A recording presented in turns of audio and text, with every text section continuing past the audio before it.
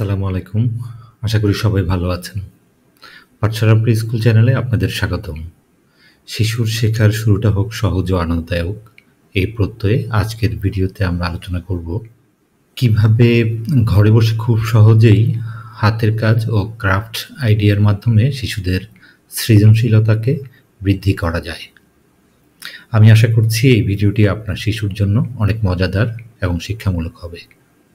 সুতরাং চ্যানেলটি সাবস্ক্রাইব করে আমাদের সাথেই থাকুন, আশা করি উপকৃত হবেন। হস্তশিল্প ও ক্রাফটের গুরুত্ব।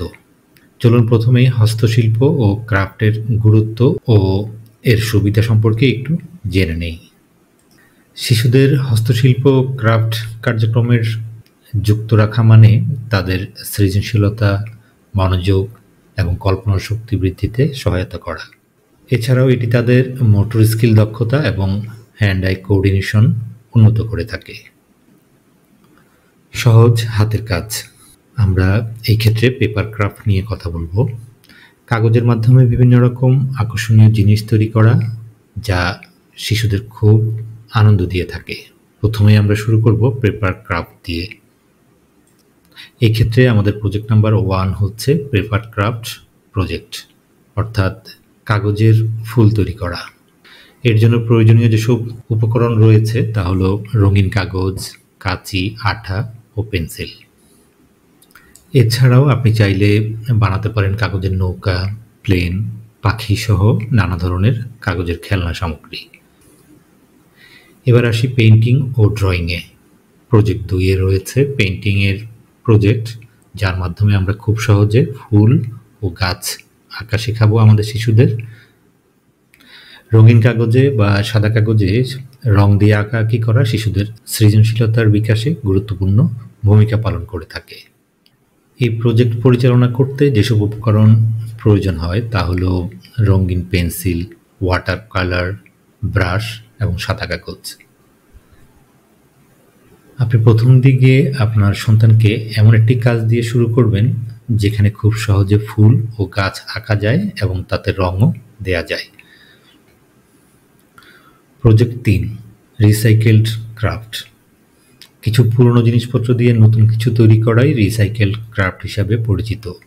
এটি শিশুদের পরিবেশ সচেতনতা ও সৃজনশীলতা বৃদ্ধি করে।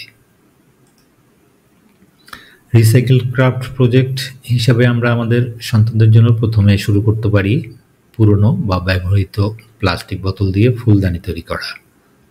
এখানে প্রয়োজনীয় উপকরণ হতে পারে পুরনো বা ব্যবহৃত প্লাস্টিকের পানির বোতল, রঙিন কাগজ ও আঠা।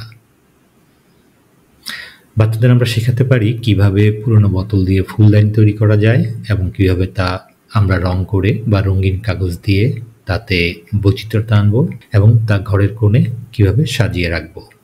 এছাড়াও আমরা ব্যবহৃত পুরনো জিনিসপত্র দিয়ে নানান ধরনের খেলনা বা ঘর সাজানোর জিনিসও তৈরি করতে শিশুদের শেখাতে পারি।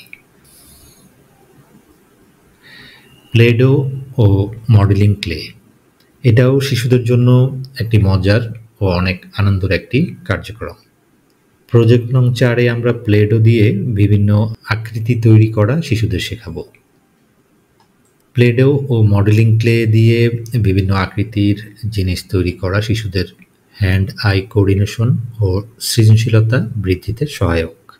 প্রথম দিকে আমরা শিশুদের প্লে-ডো দিয়ে ফলের আকৃতি তৈরি করা শেখাতে পারি, যা অন্যান্য আকৃতির চাইতে কিছুটা সহজ। প্রয়োজনীয় উপকরণ হিসাবে লাগবে প্লে-ডো এবং মডেলিং ক্লে। এই উপকরণগুলো আপনি যে কোনো লাইব্রেরিতেই পেয়ে যাবেন। যদি না পেয়ে থাকেন তবে বাড়িতে আটা বা ময়দা অথবা কাদামাটি দিয়েও আপনি কাজটি অনায়াসে চালিয়ে নিতে পারেন। এই ছিল ঘরে বসে খুব সহজেই হাতের কাজ ও ক্রাফট আইডিয়া নিয়ে আমাদের আজকের এই ভিডিও। আশা করি আপনার শিশুরা এই কার্যক্রমের মাধ্যমে অনেক আনন্দ পাবে এবং তাদের সৃজনশীলতাও বৃদ্ধি পাবে। যদি ভিডিওটি ভালো লেগে থাকে লাইক ও শেয়ার করে অন্যদের দেখার সুযোগ করে দিন এবং চ্যানেলটি সাবস্ক্রাইব করে আমাদের সাথেই থাকুন। তবেই দেখা হবে পরবর্তী ভিডিওতে। ততক্ষণ ভালো থাকুন। আল্লাহ হাফেজ।